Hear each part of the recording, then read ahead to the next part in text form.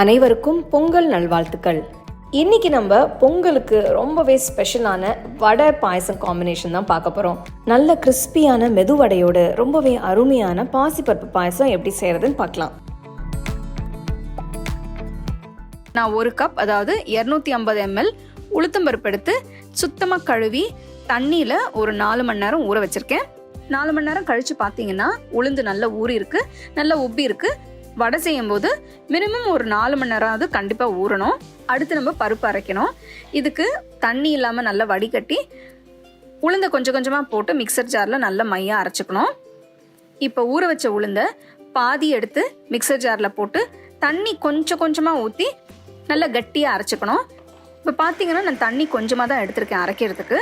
இதில் கொஞ்சம் கொஞ்சமாக ஊற்றி மாவை நல்லா கட்டியாக அரைச்சிருக்கேன். ஸோ இப்போ பாதி அரைச்சாச்சு. அரைச்ச மாவை ஒரு பவுலில் மாற்றி மீதி இருக்கிற உளுந்தை போட்டு கொஞ்சமாக தண்ணி ஊற்றி நல்லா கட்டியாக அரைச்சிக்கணும். வடைக்கு மாவு ரெடியாக இருக்குது, நல்லா அரைச்சாச்சு. இப்போ மாவு பார்த்தீங்கன்னா நல்லா ஸ்மூத்தாக ஃப்ளஃபியாக நல்லா கட்டியாக இருக்குது. ஸோ இந்த மாதிரி அரைச்சி ஒரு பவுலில் எடுத்து வச்சுருங்க. அரைச்ச மாவு கரெக்டாக இருக்கா இல்லையான்னு டெஸ்ட் பண்ணுறதுக்கு கொஞ்சமாக மாவு எடுத்து ஒரு கப்பு தண்ணியில் போட்டிங்கன்னா மாவு நல்லா மிதக்க ஆரம்பிச்சிடும். ஸோ இந்த டெஸ்ட் பண்ணி பாருங்கள். ஸோ இந்த மாதிரி வந்ததுன்னா அப்படின்னா உங்கள் மாவு நல்லா பர்ஃபெக்டாக அரைஞ்சதுன்னு அர்த்தம். இப்போ அரைச்ச மாவை நான் 2 மணி நேரம் ஃப்ரிட்ஜில் வைக்க போகிறேன். இப்போ மாவை நான் ஏன் ஃப்ரிட்ஜில் வைக்கிறேன்னா, நம்ம மிக்ஸி ஜாரில் போட்டு அரைக்கும் போது மிக்ஸி கொஞ்சம் சூடாகிறதுக்கு வாய்ப்பு இருக்குது. ஸோ மாவை நான் ரெஃப்ரிஜரேட் பண்ணிவிட்டு அதுக்கப்புறம் வடை போட்டேன்னா நல்லா சூப்பராக வரும். 2 மணி நேரம் கழித்து மாவை ஃப்ரிட்ஜிலேருந்து வெளியில் எடுத்து இதில் 1/2 டீஸ்பூன் உப்பு, ஒரு மீடியம் சைஸ் வெங்காயம் பொடியாக நறுக்கினது, 2 பச்சை மிளகா பொடியாக நறுக்கினது, கொஞ்சம் கருவேப்பிலை நறுக்கினது போட்டு நல்லா மிக்ஸ் பண்ணணும். உங்களுக்கு பிடிக்கும்னா நீங்கள் ஒரு துண்டு இஞ்சி பொடியாக நறுக்கி போட்டுக்கலாம். ஜீரகம், மிளகு இதெல்லாம் கூட சேர்த்துக்கலாம்.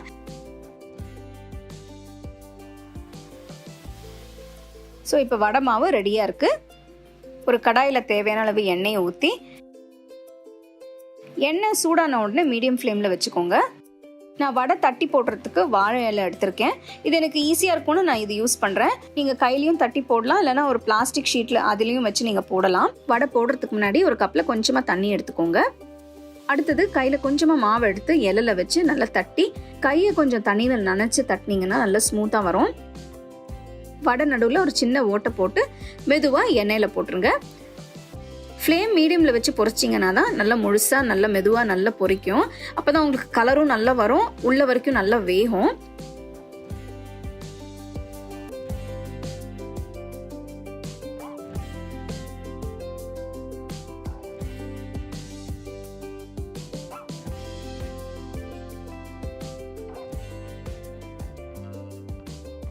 வடை நல்ல பொன்னிறமாற வரைக்கும் வறுத்து எடுத்துருங்க. இப்போ பார்த்தீங்கன்னா அருமையான சூப்பரான மெதுவடை ரெடியாக இருக்குது. இப்போ பார்த்தீங்கன்னா எவ்வளோ கிறிஸ்பியாக இருக்குது பாருங்கள். நான் உடச்சி காட்டுறேன்.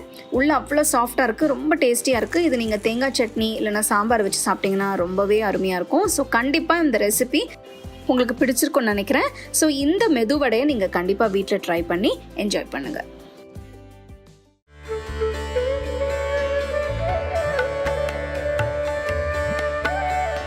ஸோ ஃபஸ்ட்டு நம்ம பருப்பை வேக வைக்க போகிறோம். ஸோ நான் இந்த கப் மெஷர்மெண்ட், அதாவது 250 ml கப் மெஷர்மெண்ட்டில் 2 கப் எடுத்திருக்கேன். அண்ட் இப்போ பார்த்தீங்கன்னா பருப்பில் ஆல்ரெடி தண்ணி ஊற்றி ஊற வச்சுட்டேன். ஸோ நல்லா ஊறி இருக்குது பருப்பு. இதை நான் அப்படியே குக்கரில் ட்ரான்ஸ்ஃபர் பண்ணிடுறேன். ஸோ பாசி பருப்பை குக்கரில் மாற்றிட்டு தேவையான அளவு தண்ணியை ஊற்றிக்கோங்க.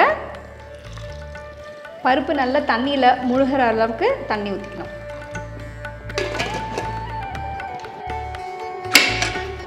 So cooker மூடியாச்சு. மீடியம் ஃப்ளேமில் தான் நான் பருப்பை வேக வைக்க போகிறேன்.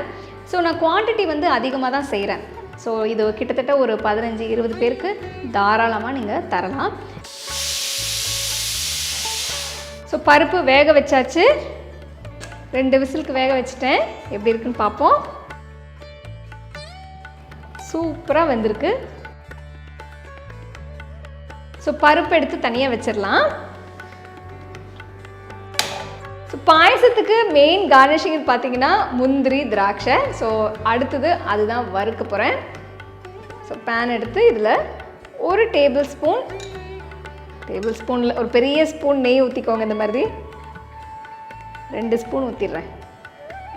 ஸோ நிறைய பாயசம் செய்கிறதுனால முந்திரி திராட்சையும் நிறைய எடுத்திருக்கேன்.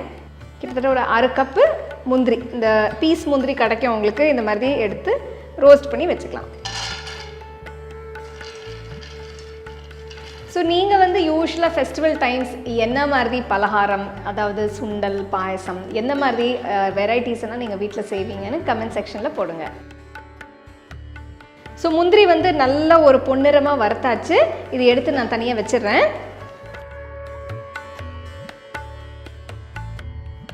ஸோ முந்திரி வறுத்து எடுத்தாச்சு. அடுத்து நம்ம திராட்சையை போட்டு வறுத்து எடுத்துக்கலாம். ஸோ அதே பேனில் தான் போடுறேன். ஸோ திராட்சை இந்த மாதிரி நல்லா உப்பின பிறகு ஆஃப் பண்ணிவிட்டு இதையும் மாற்றி வச்சுருங்க. நான் எடுத்துடுறேன், ரொம்ப ரோஸ்ட் பண்ண தேவையில்லை. நான் முந்திரியோடையே திராட்சையும் போட்டு வச்சிடுறேன். ஸோ அதே பேனில் அடுத்து நம்ம வந்து தேங்காவை வறுக்க போகிறோம். ஸோ இன்னொரு 2 டீஸ்பூன் நெய் ஊற்றி இதில் நான் ஒரு 1/2 மூடி தேங்காவை திருவி வச்சுருக்கேன். நல்லா ஃப்ரெஷ்ஷான தேங்காய். இதை வந்து நம்ம பேனில் போட்டுடலாம். தேங்காயெலாம் நல்லா ஃப்ரெஷ்ஷாக இருக்கான்னு பார்த்து யூஸ் பண்ணுங்கள், ஸ்மெல் இருக்கக்கூடாது. ஸோ நீங்கள் திருகும்போது அந்த எண்ணெய் வாடெல்லாம் இல்லாமல் நல்லா ஃப்ரெஷ்ஷாக இருக்கிற மாதிரி பார்த்து எடுத்துக்கோங்க. சப்போஸ் வீட்டில் தேங்காய் இல்லைன்னா உங்களுக்கு அது வேண்டான்னா தேங்காய் இல்லாமல் கூட நீங்கள் இந்த பாயசம் செய்யலாம். ஸோ நான் முன்னாடியே சொன்ன மாதிரி தேங்காய் வறுக்கும்போது விட்டுட்டு போயிடாதீங்க, பக்கத்துலேயே இருந்து கொஞ்சம் நல்லா வறுத்துக்கோங்க. ஒரு 5 மினிட்ஸ் வறுத்தா போகிறோம், தீஞ்சிடும். அதனால் ஜாகிரதையாக பக்கத்துலேயே இருந்து வறுத்துக்கோங்க. ஸோ ரொம்ப ப்ரௌன் எல்லாம் ஆக்க வேண்டாம், ஓரளவுக்கு அந்த ஈரப்பதம் போனாலே போகிறோம். ஸோ இப்போ ஸ்டவ் ஆஃப் பண்ணிவிட்டு நான் தேங்காவையும் எடுத்து வச்சிடுறேன்.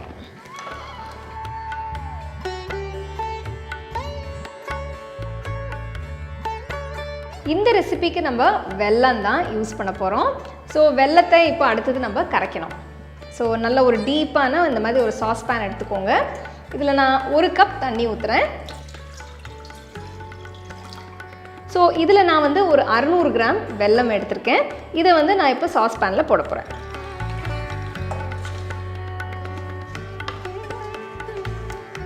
இனிப்பு வந்து உங்கள் டேஸ்ட்க்கு ஏற்ற மாதிரி நீங்கள் கூட்டிக்கலாம், இல்லைன்னா கொஞ்சம் குறைச்சிக்கலாம். ஸோ மார்க்கெட்டில் கிடைக்கிற வெல்லம் வந்து ஒன்று ஒரு லெவலில் இருக்கும் ஸ்வீட்னஸ். சிலது வந்து ரொம்ப ஸ்வீட்டாக இருக்காது, கொஞ்சம் சப்புன்னு இருக்கும், சிலது கொஞ்சம் உப்பாக இருக்கும். ஸோ அந்த மாதிரி நிறைய வெரைட்டிஸ் கிடைக்கும். ஸோ நீங்கள் வெல்லம் வாங்கும்போது நல்ல குவாலிட்டி வெல்லமாக வாங்கி இதில் யூஸ் பண்ணிக்கோங்க. வெல்லம் வந்து இப்போ கம்ப்ளீட்டாக கரைஞ்சிருச்சு. ஜஸ்ட் செக் பண்ணுறேன், நல்லா கரைஞ்சிருச்சு. ஸோ ஸ்டோவ் இப்போ ஆஃப் பண்ணிவிட்டு அடுத்தது இதை நம்ம வடிகட்ட போகிறோம். ஸோ இப்போ வந்து நம்ம ஃபைனல் ஸ்டெப்பில் இருக்கோம். அதாவது நம்ம ஆக்சுவலாக இப்போ பாயசம் செய்ய போகிறோம்.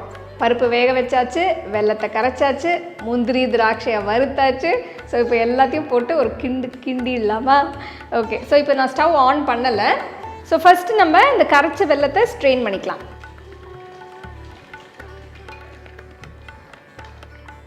ஸோ இது பண்ணுறதுனால அழுக்கு ஏதாவது இருந்தாலும் நம்மளுக்கு வந்து இந்த மாதிரி வடிகட்டியில் வந்துடும். ஸோ இந்த ஸ்டெப் டன். அடுத்தது நான் வந்து பருப்பை இதில் ஆட் பண்ண போகிறேன். குக்கர்லேருந்து பருப்பை எடுத்து வச்சுட்டேன் இந்த மாதிரி பவுலில். ஸ்லோவாக இதில் வந்து அப்படியே ஜஸ்ட்டு ஜென்டிலாக தான் போட போகிறேன், இல்லை தெறிக்க ஆரம்பிச்சிடும். பருப்பு சூப்பராக வந்திருக்கு. நான் ஊற வச்சதுனால நல்லா வந்திருக்கு பருப்பு. ஸோ நான் அப்படியே ஒரு கரண்டியில் எடுத்துடுறேன் இதை ஃபுல்லாக. ஸோ வீட்டில் ஏதாவது விருந்து விசேஷம் இருந்தாலும் இந்த மாதிரி இந்த பாயசம் நீங்கள் செய்யலாம், ரொம்ப ஈஸி. இது ரெண்டும் மிக்ஸ் பண்ண பிறகு நான் இப்போது ஸ்டவ் ஆன் பண்ண போகிறேன். ஸ்டோவை ஒரு மீடியம் ஃப்ளேமில் வச்சுக்கோங்க. ஸோ இது நல்லா மிக்ஸ் பண்ணணும்.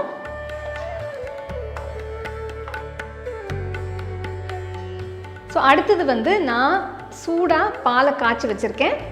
இதையும் நான் அதில் ஊற்ற போகிறேன். இதில் கிட்டத்தட்ட 1/2 லிட்டர் பால் இருக்குது.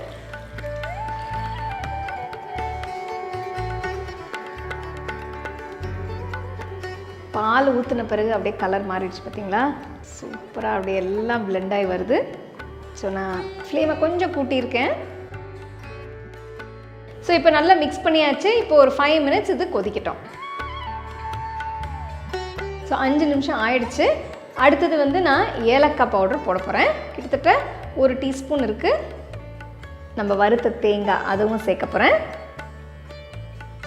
ஃபஸ்ட்டு இது ரெண்டுத்தையும் மிக்ஸ் பண்ணிடலாம். வாசனை அப்படியே கம்மான்னு இருக்குதுங்க. ஸோ நல்லா மிக்ஸ் பண்ணிவிடுங்க. வறுத்த வச்ச முந்திரி திராட்சை அதையும் சேர்க்குறேன். நெய் இல்லாமல் எப்படி சொல்லுங்கள் ஃபைனலாக. ஸோ இதில் நான் வந்து ஒரு 2 ஸ்பூன் பெரிய ஸ்பூன் நெய் போட போகிறேன். ஸோ உங்களுக்கு பிடிக்கலன்னா நீங்கள் ஊற்றிக்க வேண்டாம். பட் நெய் போட்டால் ரொம்ப டேஸ்ட்டாக இருக்கும். அதனால் நான் 2 ஸ்பூன் மட்டும் போடுறேன்.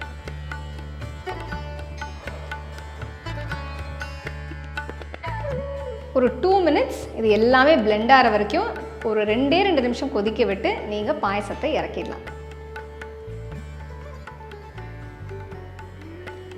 ஸோ 2 மினிட்ஸ் ஆயிடுச்சு. நான் ஸ்டோவ் ஆஃப் பண்ணிவிட்டு அடுத்த முக்கியமான விஷயம் சாப்பிட்றது தான். டேஸ்டிங் கூட கிடையாது, சாப்பிட்றது தான். எனக்கு வெயிட்டிங் அப்பத்துலேருந்து வெயிட் பண்ணிகிட்ருக்கேன் நான்.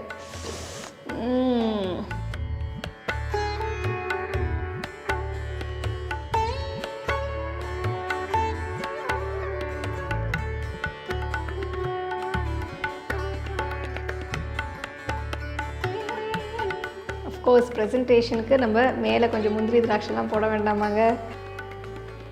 எல்லாமே உள்ளே போகுது போட்டாலும். ஓகே, இல்லை என்னோடய கப்பில் ஆல்ரெடி நிறைய முந்திரி போட்டேன் நான். ஸோ ஜஸ்ட் ஒரு குயிக் டிப். இது பருப்பு பாயசம்னால சம்டைம்ஸ் கூல் ஆகும்போது நல்ல திக்காகிறதுக்கு சான்சஸ் இருக்குது. ஸோ அந்த டைமில் நீங்கள் ஹாட் வாட்டர், அதாவது சுடு தண்ணி இல்லைன்னா சூடாக பால் ஊற்றுனீங்கன்னா உங்களுக்கு கன்சிஸ்டன்சி கரெக்டாக வந்துடும்.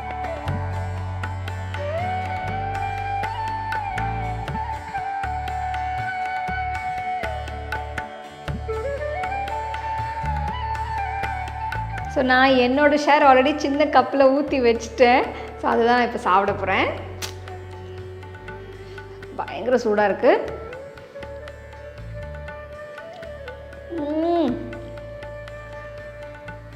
அமிர்தம், ஒரே வார்த்தை அமிர்தம். அமிர்தம் மாதிரி இருக்குது. அவ்வளோ நல்லாயிருக்கு. தேங்காய், ஸ்வீட், பருப்பு, முந்திரி, திராட்சை. கண்டிப்பாக நீங்கள் எல்லாருமே வீட்டில் ட்ரை பண்ணுங்க. இந்த அட்டகாசமான வடை பாயசம் காம்பினேஷனை மிஸ் பண்ணாமல் கண்டிப்பாக வீட்டில் நீங்கள் ட்ரை பண்ணி சந்தோஷமாக உங்கள் ஃபேமிலி ஃப்ரெண்ட்ஸோட இந்த பொங்கலை கொண்டாடுங்க. உங்களுக்கு நான் இந்த வீடியோவில் யூஸ் பண்ணுற ப்ராடக்ட்ஸ் பிடிச்சதுன்னா கீழே டேக் பண்ணியிருக்கேன், செக் பண்ணி பாருங்கள். டீட்டெயில்டான ரெசிபிக்கு homecookingshow.in வெப்சைட்டை செக் பண்ணுங்கள். The second edition of the home cooking book is now available on Amazon as well as on shop.homecookingshow.in.